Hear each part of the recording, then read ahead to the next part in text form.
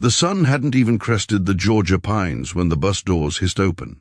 23 raw recruits spilled onto the gravel like marbles from a broken jar. Among them stood Riley Kane, 21, 5'6" in boots, hair twisted into a knot so tight it looked painful. Eyes the color of storm clouds over the Atlantic. She carried a single duffel, the zipper half busted, and the moment her sneakers hit the ground, the laughter started. Not the friendly kind. The kind that slices. "Look at Barbie reporting for war," someone muttered. Another voice, deeper, meaner. "Bet she cries by lunch." Riley didn't flinch. She just adjusted the strap on her shoulder and walked forward, the gravel crunching like bones under her soles. If you've ever felt the world size you up and find you wanting, hit that subscribe button right now, because Riley's about to rewrite the rule book on what wanting even means. Fort Benning's basic training was no joke in the summer of 2025. Heat shimmered off the parade deck in waves visible to the naked eye. Drill Sergeant Marcus Hale owned that deck. 6'4", voice like a mortar round, face carved from the same granite they used to build the barracks. He didn't walk, he advanced. When he barked, front-leaning rest position, move. The entire platoon dropped like someone yanked the floor out from under them. Riley dropped too, but slower, measured, like she was counting heartbeats. The first push-up she did was perfect. The second, third, fourth, textbook. By the 10th, the laughter had curdled into silence. Hale noticed. His eyes, the color of burnt coffee, locked on her. "Kane, you think this is yoga class?" "No, drill sergeant," she answered, voice steady as rebar.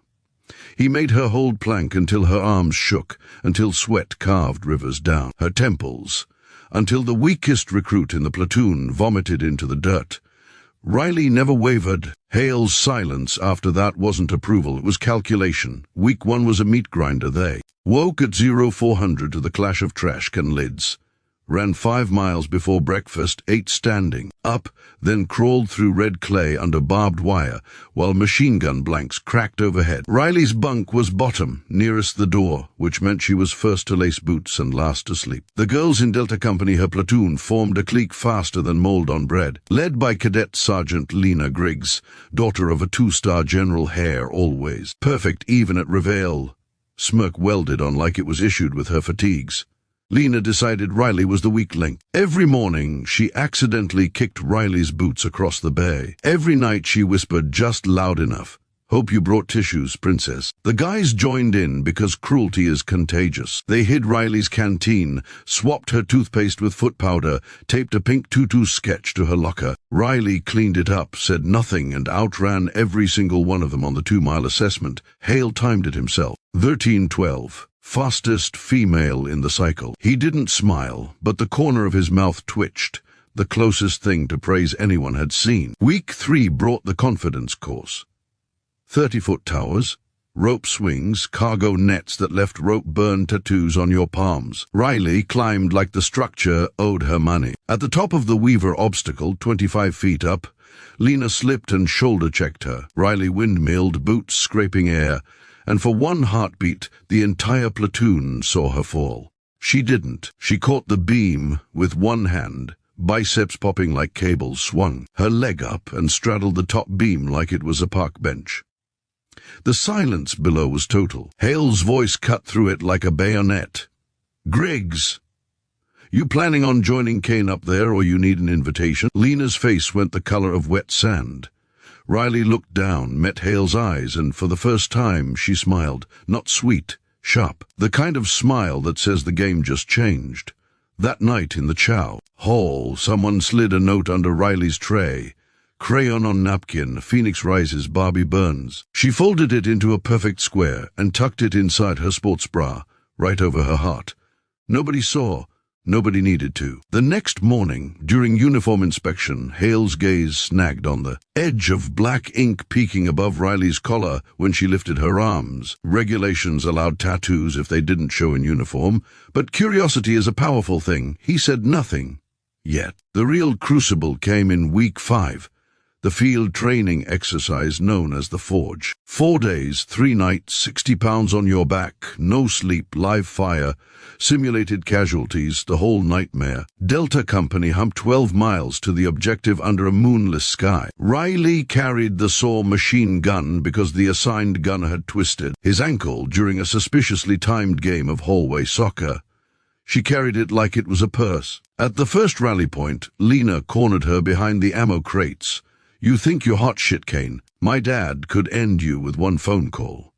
Riley set the saw down gently, wiped sweat from her brow with the back of her wrist. "Mom, with respect, your dad's not here. The enemy is." Lena's slap came fast, open-palmed, loud enough that half the platoon turned. Riley's head snapped sideways, but she didn't raise a hand.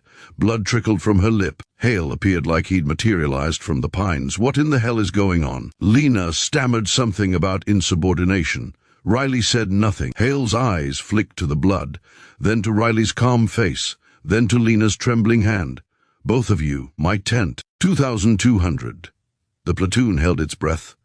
2,200 came. The tent smelled of gun, oil, and stale coffee. Hale sat behind a folding desk, lantern casting shadows that made his cheekbones look lethal. Lena stood at parade rest, perfect posture, perfect lie already rehearsed. Riley stood the same, blood crusted at the corner of her mouth. Hale didn't speak for a full minute. Then, Kane, shirt.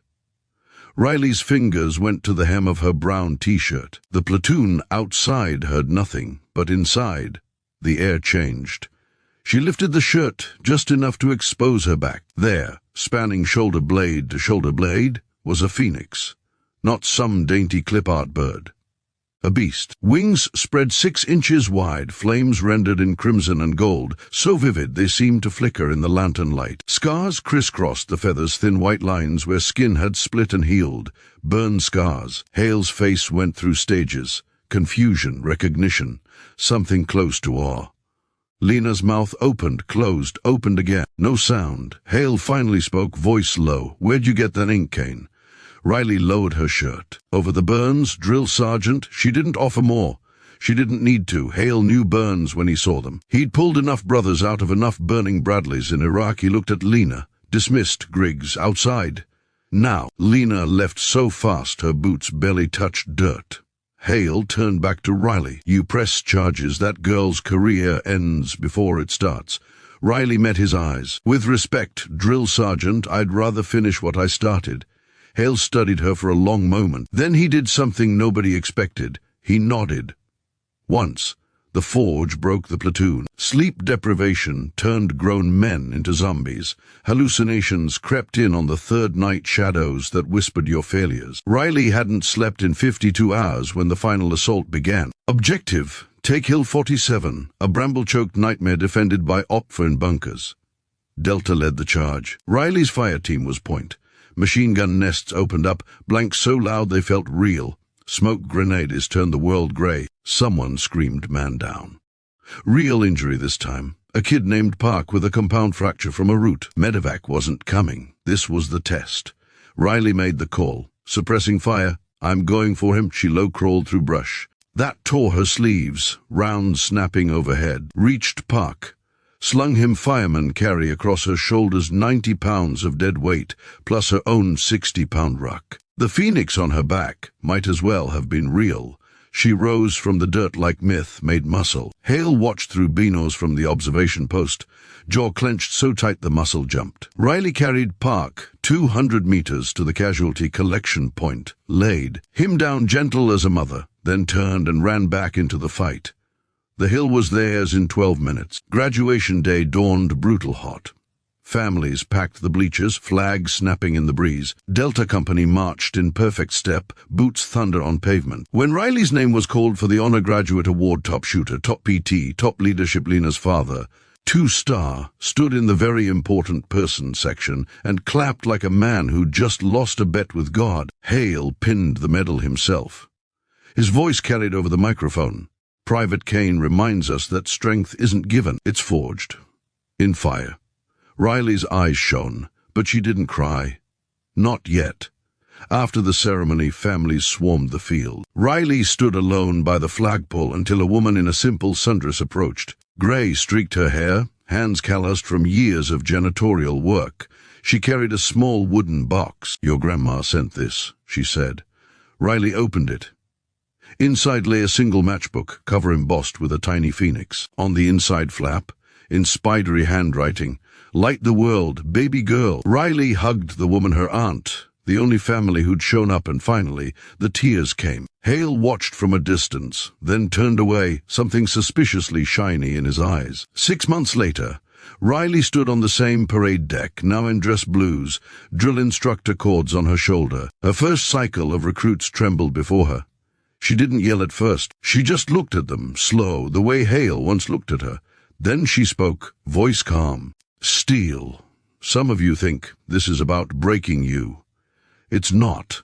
It's about finding what's already inside. And trust me," she turned, lifted the back of her blouse just enough for the new recruits to see the phoenix in full glory. "Some fires don't destroy, they reveal." The recruits went dead silent. One kid in the back, scrawny, glasses fogging in the heat, straightened his spine like someone flipped a switch. Years from now, they'll tell stories about drill instructor Kane. How she could run a 12-minute 2-mile in boots. How she never lost a recruit on the confidence course.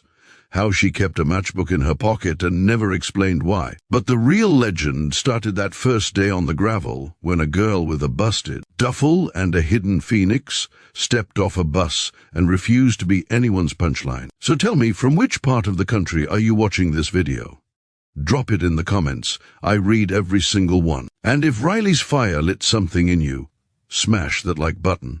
Share this with someone who needs to remember they can rise. The Phoenix isn't a fairy tale, it's a promise. See you in the next one.